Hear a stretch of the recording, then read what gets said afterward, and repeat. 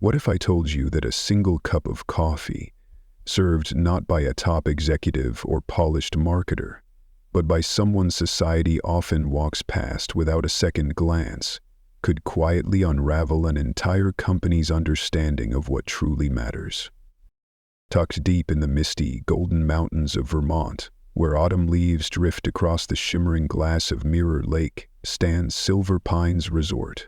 It's a place people flee to when their souls need rest, where silence isn't emptiness but healing, where the ticking of clocks fades into the rustle of trees. Guests arrive burdened by the weight of relentless schedules, unaware that healing sometimes wears the simplest disguise.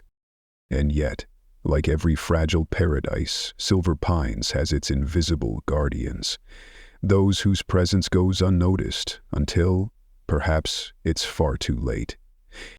Her name was Emily Carter. She was 24, quiet brown eyes like warm earth after rain, deep, gentle, and holding stories she'd never voice. She arrived each morning at 5:30 a.m., well before the sun filtered through the frosted pines and long before the first guest requested their breakfast. Her footsteps whispered across the polished wooden floorboards of the lakeside restaurant, as if even the building itself respected her stillness. Emily moved like water, not rushed, not hesitant, just natural, flowing where she was needed without asking permission, her presence so subtle most wouldn't remember her face after a single conversation. But what they didn't see was what she carried, a gift that wasn't flashy or loud, but profound. She noticed everything. The way the businessman from Chicago hesitated before smiling, as if joy was a memory instead of a current reality. The anniversary couple trying so hard to reignite something that once burned effortlessly. The solo traveler who stared out across the lake, not for beauty, but because she was searching for something unnamed, maybe even unknowable. Emily's story, like many that changed the world, was carved out of loss. At 19, when most young women were dreaming of campus parties and career ambitions, Emily was signing hospital forms and comforting her little sister through the grief of losing their mother to cancer. She dropped her education degree, traded lecture halls for late-night shifts, and replaced dreams with duty. Not out of bitterness, but quiet resilience. Loss, she learned, is a brutal but honest teacher. It stripped her life bare, yes, but it also revealed what truly matters: the smallest kindnesses, the ordinary miracles of connection, and the fragile dignity in being seen. While others at Silver Pines saw their roles as temporary stops on a path to somewhere greater, Emily saw hers as sacred. Every plate she placed on a table was an offering. Every refill of coffee was a silent act of care. She didn't perform. She served. With intention, with stillness, and with love. She kept a weathered leather journal, not for complaints or checklists, but for stories, small, shimmering truths. She wrote about the widow who ordered 2 scones each morning, but only ever ate 1. About the man in room 237 who took his coffee black, not because he liked it that way, but because his late wife had always made it too sweet, and somehow, he missed even that. Her entries weren't just notes. They were tributes, testimonies to the invisible threads that connected strangers across grief, hope, and memory. Kyle Morrison, the 27-year-old restaurant manager, didn't understand any of this. He was all ambition and buzzwords, believing smiles should be rehearsed and energy must always be turned up to 10. Be louder, be memorable, be a show, he'd say, cutting through the calm with the enthusiasm of a man who'd never tasted silence. To Kyle, staff were performers, customers were audiences. But Emily didn't fit his narrative. She wasn't theatrical, she was present. She didn't demand attention, she offered understanding. And in Kyle's world, subtlety was mistaken for weakness. Yet not everyone was blind to her quiet brilliance. Frank Delocqua was 71, a retired music professor whose fingers still danced across piano keys each morning, even when arthritis made them ache. He played for the guests, yes, but really, he played for rhythm, for flow, for the belief that every morning deserved its melody. "Songs don't always need volume, child," he told Emily once, sipping jasmine tea she never asked if he wanted. She simply noticed the coffee he left untouched. Sometimes the ones worth hearing are the ones you have to lean in to feel. Frank saw her, the way she anticipated needs without asking, the grace in how she moved, not to impress, but to serve. And in his own way, he was waiting, hoping someone else would see what he saw. That someone arrived on a Monday morning wrapped in October's crisp promise.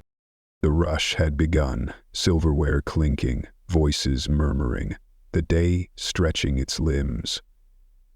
Emily was placing small vases of fresh wild flowers on each table, a detail never required, yet one that made the space feel less like a business and more like a home. Then he arrived. Man at table 12, mid-40s, slightly graying hair, dressed with the comfort of someone who had long stopped needing to impress anyone. He ordered coffee. He watched, not like Kyle did, searching for flaws, but with the attentiveness of someone who knew the weight of silence. Emily approached him as she always did, softly but with that quiet confidence that made people open up without knowing why. "Good morning. Today's special is cinnamon apple French toast with local maple syrup.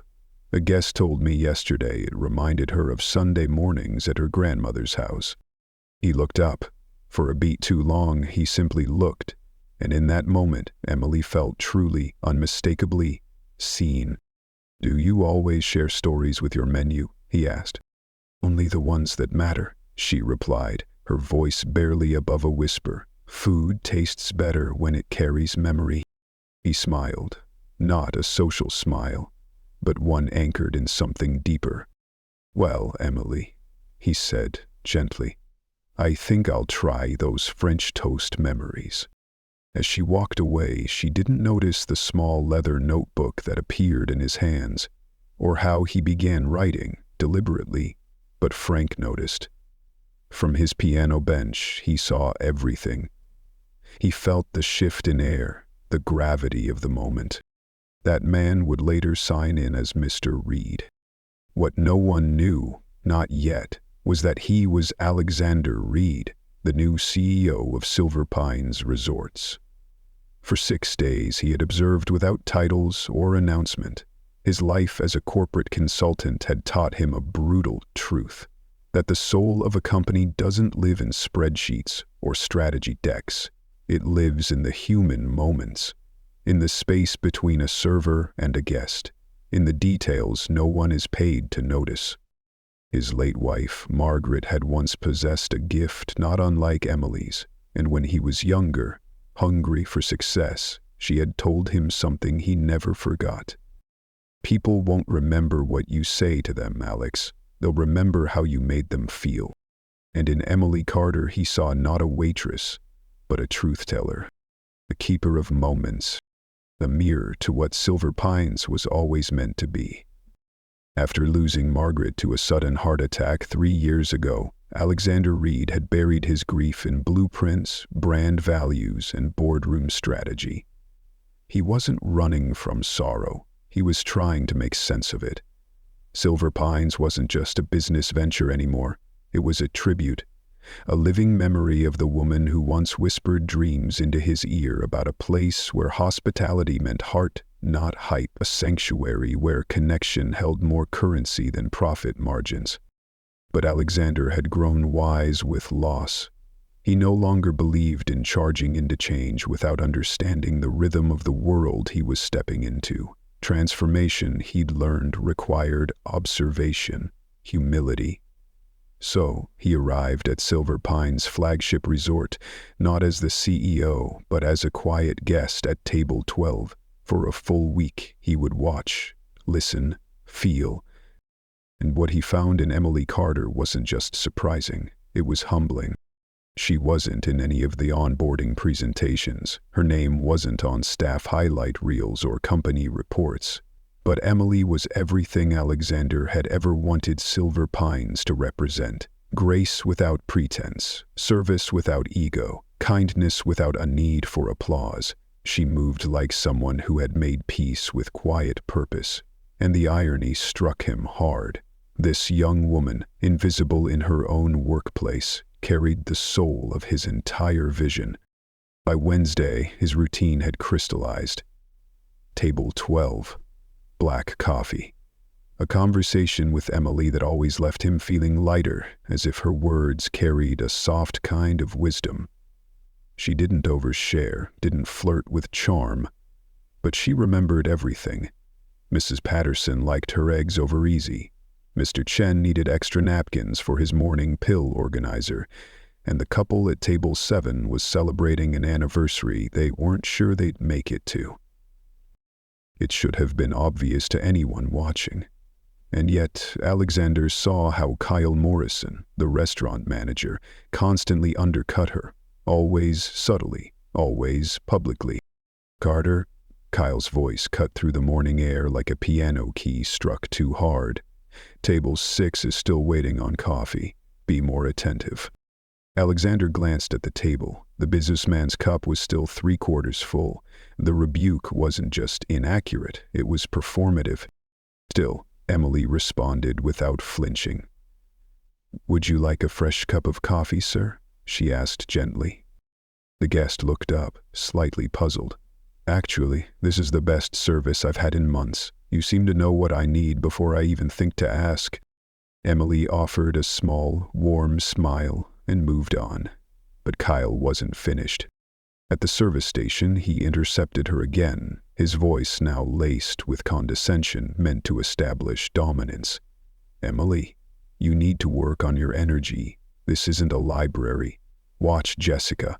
She connects with her tables. Be more like that." Alexander's eyes followed the gesture to Jessica, the poster child of forced enthusiasm. Her performance was polished but hollow, like a stage light with no warmth. And then he looked at Emily. Not a flinch, not a tear, but something in her chest pulled inward like a silent ache. She didn't defend herself. She didn't protest. She simply kept serving. But others noticed. At table 4, an elderly guest, someone who had been coming to Silver Pines for over a decade, caught Emily's eye. Her smile wasn't just gratitude, it was solidarity. An unspoken, "I see you."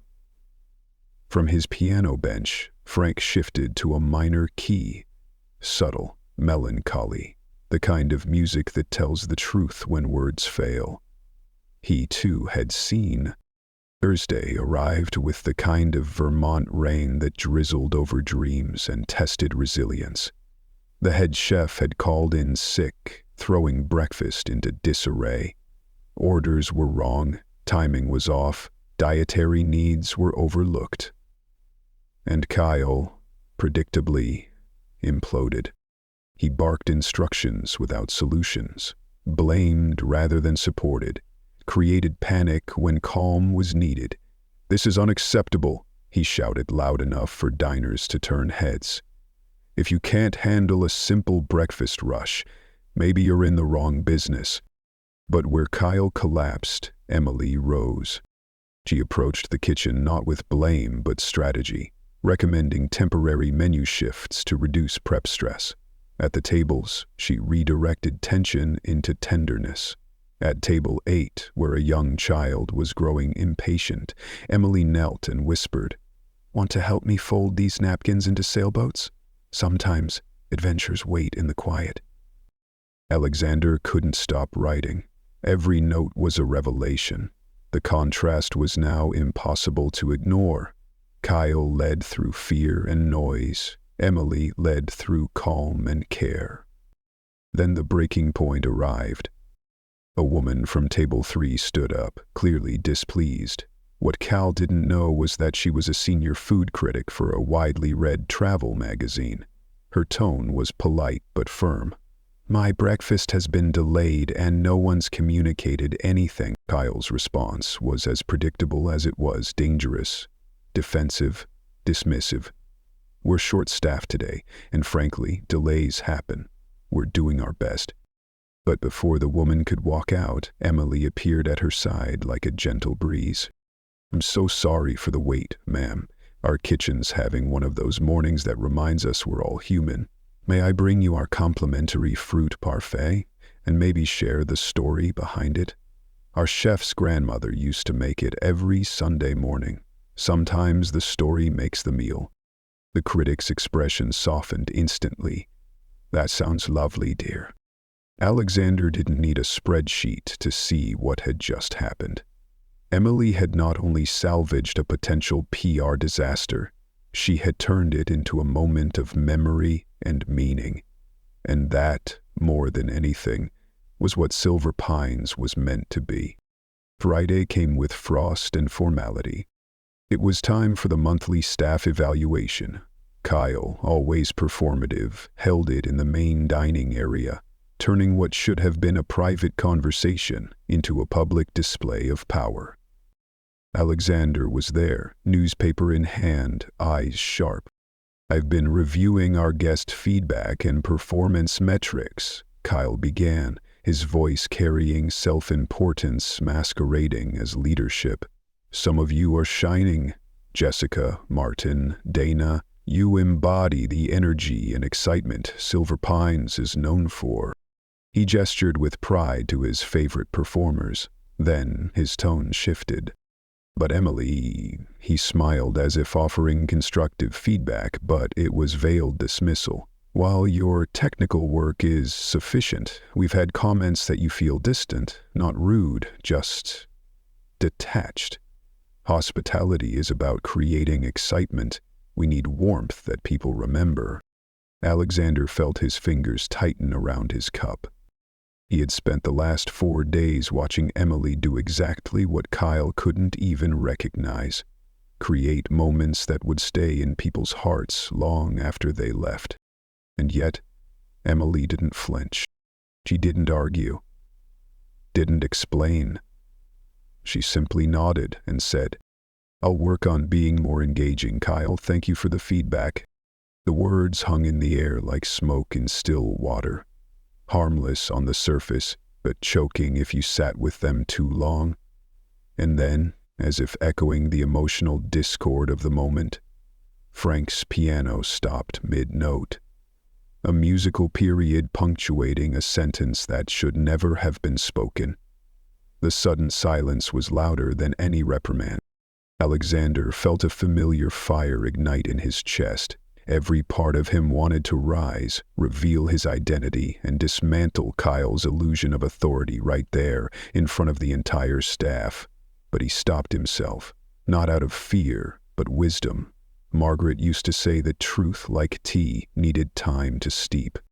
He wasn't here to correct just one man. He was here to restore a culture, and that required patience, understanding. Still, as he watched Emily take the unwarranted criticism with a composure that felt more like armor than grace, Alexander knew he'd seen enough. His week of quiet observation had ended. It was time to act, strategically, deliberately. The test came sooner than expected. Saturday arrived cloaked in urgency, the kind that reveals who people really are. News broke that a regional inspector would be conducting a surprise accreditation audit that very morning. One unsatisfactory mark could jeopardize the resort's standing for the year. For Kyle, this wasn't a challenge. It was a threat, and when threatened, Kyle didn't lead, he panicked. His micromanagement intensified to a suffocating degree. Every movement was questioned, every smile inspected. Every coffee refill timed and critiqued. The warmth that usually floated through Silver Pines like morning mist was replaced with cold calculation. Staff, who normally operated with fluid grace, now stumbled, second-guessing their instincts under Kyle's gaze. Alexander watched it unfold with growing dismay.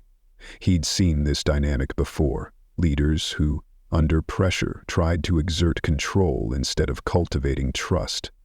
Ironically, they created the very dysfunction they were desperate to avoid. The inspector arrived at the height of the breakfast rush. She was sharp-nosed, professionally neutral, but attentive to the details that others overlooked. The way a napkin was folded, the cadence of a server's voice, how well dietary restrictions were honored in moments of stress. And then, fate delivered the real test. In room 142, an elderly guest celebrating his 50th wedding anniversary suffered a sudden allergic reaction to something in his meal. Not life-threatening, but urgent. Something that needed immediate, composed, compassionate action. Kyle, of course, reacted with volume. Loud reassurances, dramatic gestures, frantic calls over the resort's PA system. In his attempt to appear in charge, he drew attention to the crisis, escalating guest anxiety. And then, as if from another world entirely, Emily appeared. She moved with calm precision, lowering her voice instead of raising it. "Sir, let's get you into some fresh air," she said gently, guiding the man toward a quiet spot near the window. "I'm calling the nurse now. Could you tell me everything you ate this morning so we can figure out what triggered this?" While Kyle was still broadcasting panic, Emily was already solving the problem. She coordinated with the kitchen to isolate ingredients, calmed the man's visibly shaken wife, contacted the resort's doctor, and kept other guests reassured without drawing attention to the situation. Alexander didn't need to see the inspector's clipboard to know what was being written. He could see it in her posture, the stillness of her pen as she simply watched Emily command the moment with quiet mastery. But the real reckoning came after the dust settled. The elderly gentleman, now stable, insisted on speaking to management. He stood near the entrance of the restaurant, addressing Kyle, and inadvertently every guest within earshot. "I want you to know about your employee, Emily," he said firmly. "She handled our emergency with such professionalism, such kindness. I've stayed at hotels 3 times this price, and none of them had someone like her. You should be proud. Deeply proud." It was a moment that begged for humility, for celebration of excellence. Kyle instead offered deflection. "We train all our staff to handle those types of situations," he said, like reading from a handbook. "It's all about following procedure." Alexander felt a cold anger settle in his bones, not just at the injustice but at what it revealed. Kyle couldn't even recognize true leadership when it was displayed in front of him. He looked at Emily. She didn't flinch. She didn't frown. But something shifted behind her eyes. A quiet, nearly imperceptible breaking. A woman used to being overlooked, now realizing, perhaps for the first time, that the people meant to notice never would. Frank looked up from his piano bench and locked eyes with Alexander. No words were needed. The nod he gave said everything. It's time. And so Sunday arrived. The final movement of a quiet symphony long in the making. Alexander returned to table 12, his usual seat, as Emily arranged silverware with the same attentiveness she always had. Still unaware that this would be the last morning she served him as a stranger. But chaos had its own plans. A bus tour of 36 senior citizens, each with unique dietary needs and medication schedules, arrived unannounced.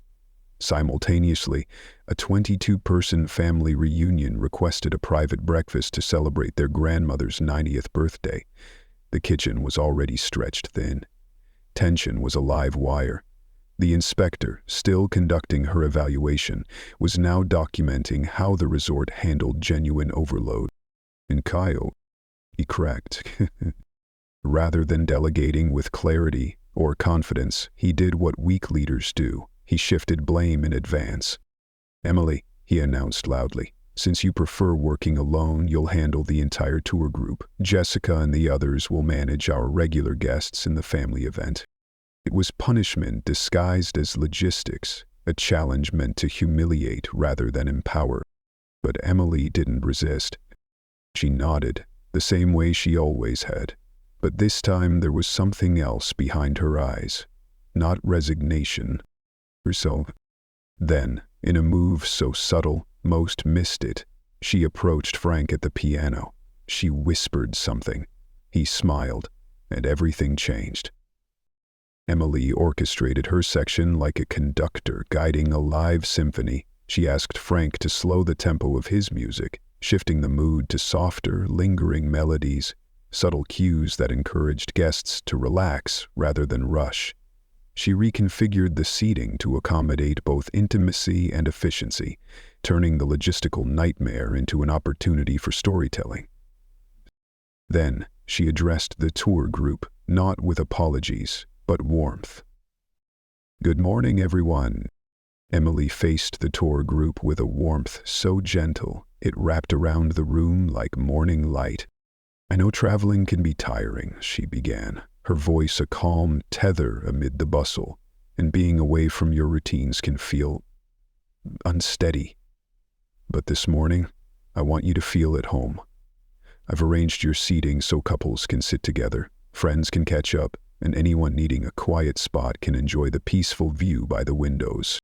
Her words weren't part of any script. They came from somewhere deeper, from empathy shaped by hardship, and from a heart that understood how even strangers needed to feel like they belonged. Alexander watched with quiet awe. Instead of the usual disorder that accompanied large group dining, the atmosphere around Emily felt joyful, serene. Guests were laughing, not complaining. Servers moved with more ease simply by witnessing the ripple effect of her calm leadership. The meal didn't feel like work, it felt like celebration. But then, right on cue, came the one person who couldn't handle what he couldn't control. "Kyle," he called across the dining room, his voice sharp and thin with insecurity masquerading as command. "Emily, you're moving too slowly with the tour group. These people have a schedule. Stop chatting and start moving." His words pierced the room like a cold draft. They weren't just wrong. The tour was ahead of schedule, but cruelly timed. A public scolding meant to reassert dominance, not resolve anything. Emily's face didn't change, not visibly, but Alexander, attuned now to the subtle language of her silence, saw the tremor beneath her calm, and more importantly, he saw the guests' reactions. These were people who knew kindness when they saw it, people old enough to understand the damage caused by small humiliations. People who'd been teachers, nurses, community volunteers, the quiet architects of society, who recognized the difference between authority and leadership. "Excuse me, young man," came a voice, sharp with history and dignity. Mrs. Eliana Hartwell stood, 84 years old and unshakable. Her posture carried the authority of a woman who had once managed classrooms full of rowdy teenagers and never once needed to raise her voice. "The young lady has provided the most thoughtful service we've received in our 3 weeks of travel. If anyone is disrupting our schedule, it's your unnecessary interruption of her excellent work." A soft wave of agreement moved through the tour group, heads nodding, voices murmuring assent. For once, public opinion wasn't silent. But Kyle, cornered and embarrassed, doubled down. "Ma'am, I appreciate the feedback," he said, voice tight, "but I manage my team according to resort standards. Emily, focus on efficiency, not conversation." And that was the moment Alexander Reed stood up. 4 days of watching brilliance be buried under bureaucracy. 4 days of witnessing the slow erosion of spirit through passive management and petty control. It all converged into this moment of moral clarity. He stepped forward from table 12, calm and deliberate. "Excuse me, Kyle, I think we need to talk." Kyle turned, prepared with his guest service smile. "Of course, Mr. Reed. Is there something I can assist you with?" "Yes," Alexander replied, removing a card from the inside of his jacket and placing it face up on the nearest table. "I'm Alexander Reed, CEO of Silver Pines Resorts. I've been observing this property anonymously for the past week, and I believe it's time we talk about what real hospitality looks like. The dining room didn't go silent, but it did shift. Forks paused mid-air. Conversations slowed to whispers, the kind of collective attention people give when something important, something true, is about to be said. Kyle's face cycled through disbelief, recognition, and then the horror of realizing he'd been performing for the wrong audience all along. "Mr. Reed, I had no idea you were. If you had known, Kyle, what, you'd have acted differently, treated your staff with more respect, recognized excellence instead of punishing it, built a team instead of managing a performance." Alexander didn't raise his voice. He didn't need to. He turned toward the dining room, toward guests, toward staff. "I apologize for the interruption, but it's important you all know what I've witnessed here this week." He gestured toward Emily, who stood by the tour group's tables like someone suddenly exposed to sunlight after years in shadow. She didn't know whether to smile or shrink, but she stood.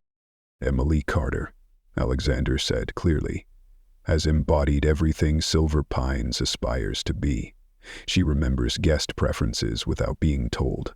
She turns daily operations into meaningful human connections. She handles emergencies with grace. She brings dignity to a role many treat as disposable.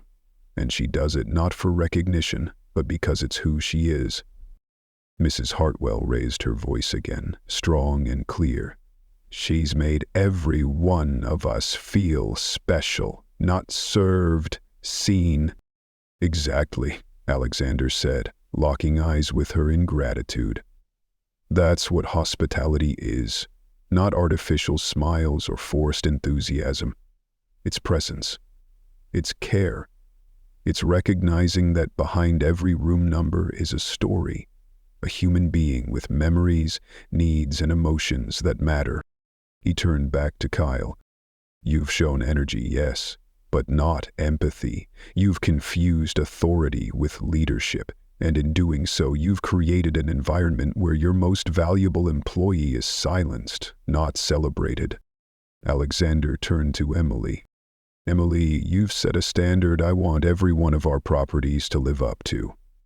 That's why I'm offering you a new position, Director of Guest Experience Training. You'll travel to our resorts, teaching our teams not from manuals, but from what you already know in your bones.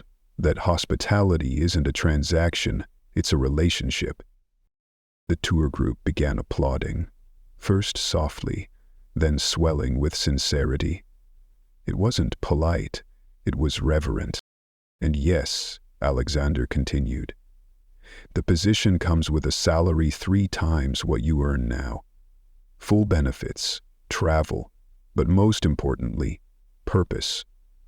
You'll help others find the kind of dignity in their work that you've upheld in yours, even when no one was watching."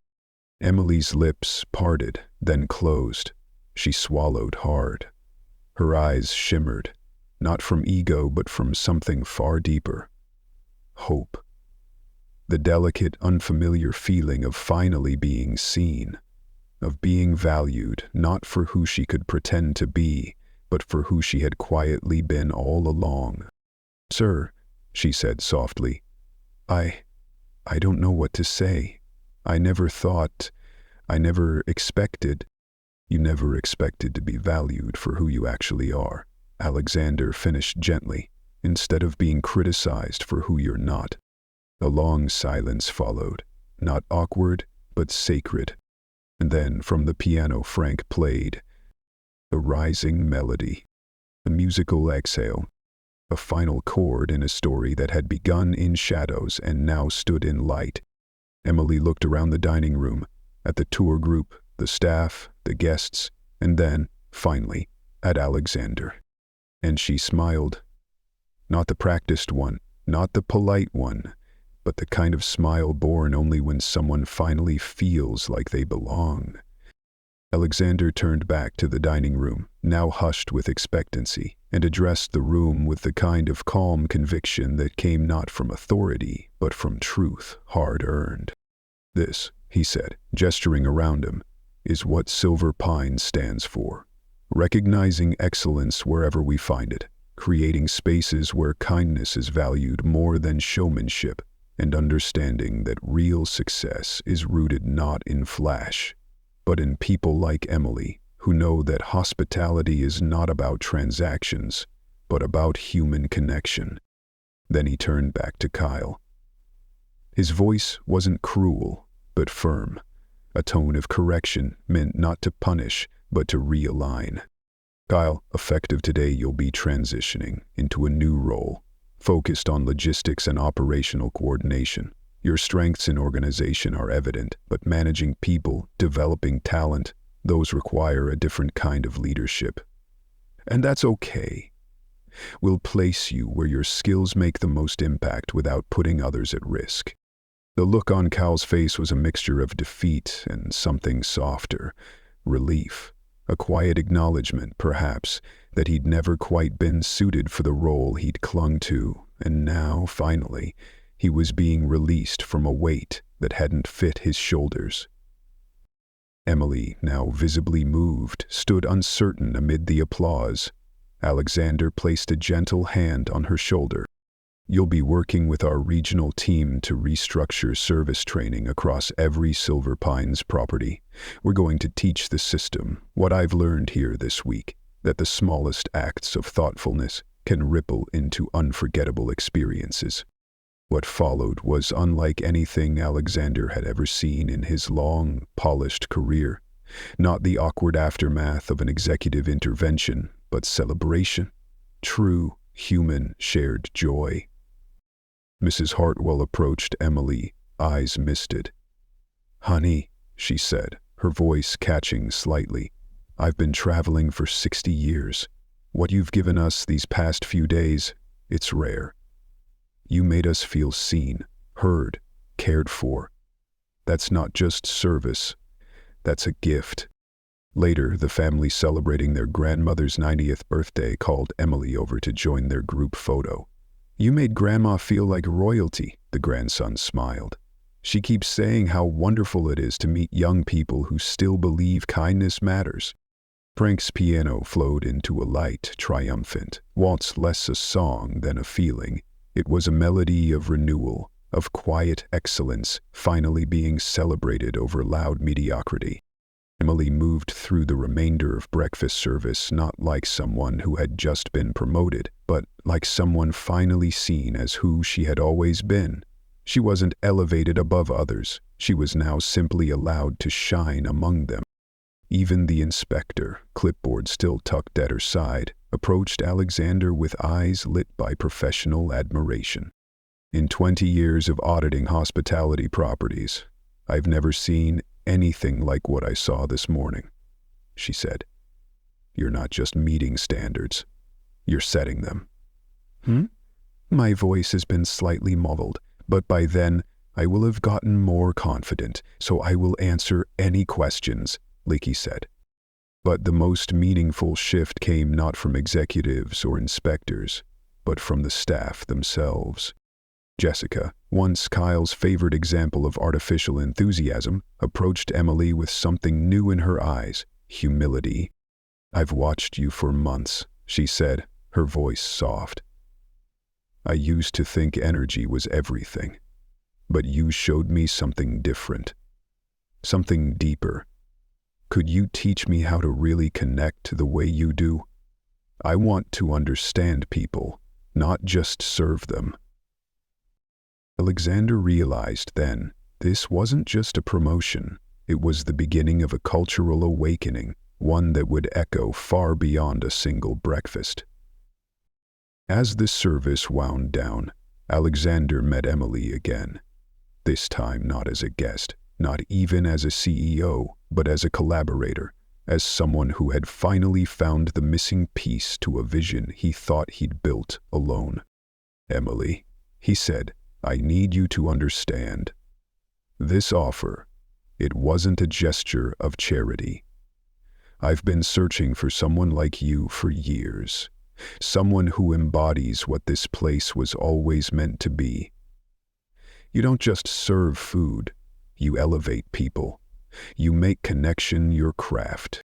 Emily, her voice steady but her heart full, answered in the way only someone truly thoughtful could. "Mr. Reed," she said, "I'm honored, but before I say yes, I need to ask, what happens to the others? To Jessica, to Maria, even Kyle?" "They're trying to. I don't want to rise while leaving them behind." Alexander's smile was immediate. This was exactly why she was the right choice. "That's why I need you, Emily, because real leadership isn't about climbing. It's about lifting, about helping others see that their gifts matter too." And so the day ended not in applause, but in alignment. 3 weeks later, Silver Pines still looked the same, but something in the air had shifted. Gone was the nervous tension. In its place was something more alive: collaboration, curiosity, confidence. Alexander stayed on site to support the transition. What he witnessed exceeded every expectation. Emily's first official act as Director of Guest Experience Training wasn't to create policies or presentations. It was to sit down with each staff member. One by one, she listened to their stories, their fears, their reasons for choosing hospitality in the first place. To Jessica, she said, "You have a spark that makes people feel welcome. What if you used that warmth to go deeper, not just perform excitement, but build trust?" Jessica began asking guests about their journeys, their preferences. She stopped reciting specials like lines and started sharing them like invitations, and guests noticed not her energy, but her sincerity. Maria, the quiet observer who'd once blended into the background, learned that her attention to detail made her extraordinary. Under Emily's guidance, she began anticipating guest needs before they were spoken, something she once thought was just overthinking. Even Kyle found his rhythm. No longer burdened by managing people, he thrived in logistics. As operations coordinator, he created systems that made others' jobs easier, bringing value in the quiet way he'd never been able to as a manager. The transformation was subtle but complete, and Frank, always watching, noticed. One morning, as Emily delivered his jasmine tea, she asked, "Frank, you've seen all of this from your bench. What do you think?" He didn't rush his answer. "Child," he said, "I've played background music for other people's stories my whole life, and this is the first time I've seen a story where the quiet person got recognized for their wisdom, not punished for their silence." He nodded toward the dining room, where laughter mingled with the sound of cutlery, and servers no longer competed but collaborated. This is what harmony sounds like, not because someone's conducting them too tightly, but because now they understand the song. The proof came in ways that spreadsheets couldn't contain. Guest feedback didn't just mention good service. It named people, remembered moments, described how a meal became a memory. "Emily remembered our daughter is allergic to strawberries," one review read, "and made sure her pancakes were prepared on a clean griddle. That's not just service, that's love." And in that, the vision Margaret once dreamed of a place where kindness mattered most, had come true. Not with a grand opening, not with a rebrand, but with a single cup of coffee and the quiet woman who poured it. One family wrote, "It was such a small thing, but it made us feel like our daughter's safety actually mattered to someone." A longtime business traveler added, "The staff at Silver Pines doesn't just serve you, they see you." For the first time in 2 years of monthly visits, I felt like my comfort came before my credit card. 6 months after that transformative morning, Emily Carter found herself in a role she'd never imagined, traveling across New England as Silver Pines Director of Guest Experience Training. She wasn't just sharing tips or service tricks. She was spreading a philosophy, one rooted in dignity, empathy, and the idea that the quietest employees often carry the greatest gifts. Her first training session at the Burlington location brought her face to face with a young man named David, a mirror of her former self, sharp-eyed, thoughtful, yet perpetually passed over. "I watch everything," David confessed during their one-on-one meeting. "I know Mr. Peterson likes his eggs over easy, and his wife prefers scrambled. I remember that the couple at table 7 celebrates their anniversary on the 15th of every month, but my manager says I need to be more engaging, more animated, so I get the quiet shifts, the slow tables. They think I'm too flat for the morning crowd." Emily felt something stir deep in her chest. She'd been him. She knew the ache of being misjudged because your brilliance wasn't loud. "David," she said softly, "let me tell you something I wish someone had told me years ago. Your ability to notice what others miss, that's not something you need to fix. That's your superpower." Over the following week, Emily met with David's management. She didn't argue or criticize. She demonstrated how David's attention to micro details made guests feel understood, how his soft-spoken memory created comfort that no forced energy ever could. By the end of the week, David had been reassigned to the resort's premium breakfast shift and given new responsibilities, ones that let his quiet excellence shine. "This is what leadership development really looks like," Alexander told Emily as they reviewed the Burlington progress. "You're not just training people, you're changing the way we see people." But the most full-circle moment of all came when Emily returned to the original Silver Pines for a surprise staff celebration. Frank, now 82, retired in title, but still playing piano 2 mornings a week, for joy, had prepared something special.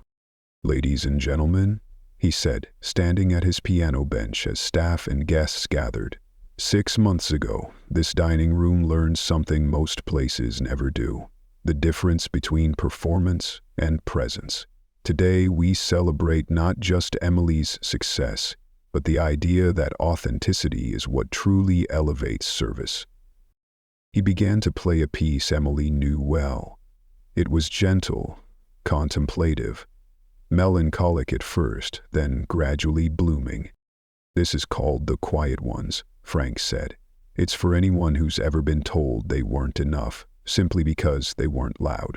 As the melody unfolded, Emily looked around.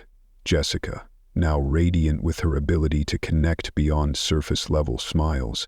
Maria, quietly proud as the resort's go-to for VIP guest service, her once muted presence now respected. Even Kyle, working happily in operations, had found a place where his gifts fit. And then, from the entrance, someone walked in. Mrs. Eliana Hartwell, the retired teacher from that unforgettable tour group. She approached Emily with arms open and eyes shining.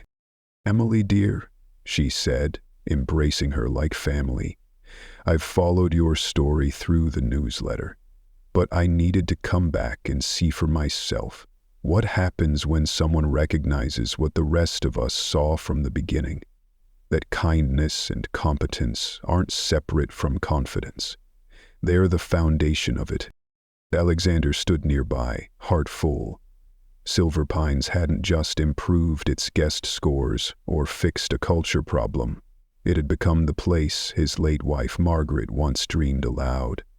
A place where genuine connection mattered more than performance. A place where being seen wasn't reserved for the loudest voices. 1 year later, Silver Pines hosted its first ever Excellence in Hospitality conference. Staff from across all locations gathered not just to learn, but to share. The event wasn't about brand buzzwords. It was about human stories. Emily stood at the podium, no longer the invisible waitress with the worn notebook, but a confident leader, ready to speak to a room full of people just like she had once been. "A year ago," she began, "I wasn't hiding. I was invisible. not because I lacked skill or heart, but because the people around me only recognized one type of success. She scanned the room, seeing faces full of hope and hesitation, people who'd felt too quiet, too soft, too different. "But here's what I've learned," she continued, her voice steady now. "Excellence doesn't sound just one way. Leadership doesn't wear just one face. Making people feel seen, remembered, and valued isn't about charisma. It's about intention, about noticing, about caring deeply." A hush fell, not the awkward silence of boredom, but the reverent stillness of being seen.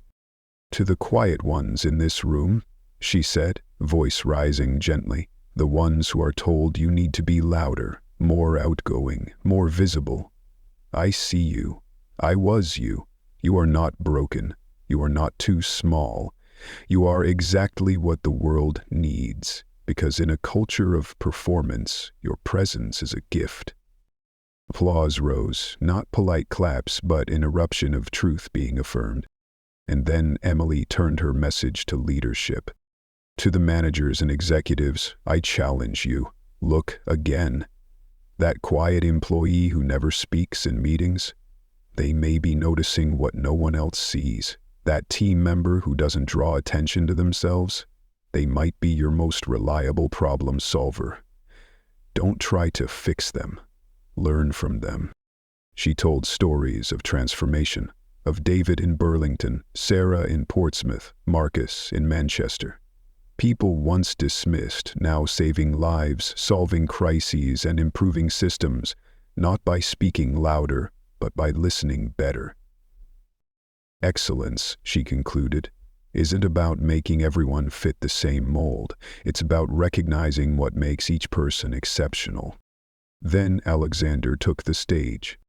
"Calmed a year ago," he said, "I thought I was conducting a routine operational review, but what I discovered instead was a revolution. Led, not with noise, but with depth." He looked at Emily, then at the room. "Emily Carter taught me that exceptional leadership isn't always about being heard.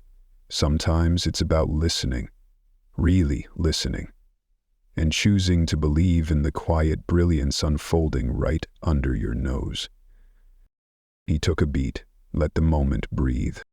In business and in life, we often mistake volume for value. But real change, lasting change, starts with those who observe quietly, act intentionally, and give more than they take. Then his voice softened. "To everyone who's ever been told you're not enough because you weren't loud enough, bold enough, obvious enough, I want you to remember this. Your presence matters. Your care matters. Your contributions, quiet, consistent, kind, are what make this world work." The standing ovation was more than approval. It was collective recognition. It was hope. As people filed out, they stopped to speak with Emily, with other quiet leaders, with each other. Something had shifted. And from the back of the hall, Frank played them out. His music wasn't just a song, it was a blessing, a sunrise in sound, a promise that the world was, finally, starting to listen. Thank you for watching. Thank you for noticing. And thank you for being exactly who you are in a world that needs your particular kind of excellence. Remember, the most powerful transformations rarely begin with the loudest voice, but with someone quiet enough to notice what everyone else missed.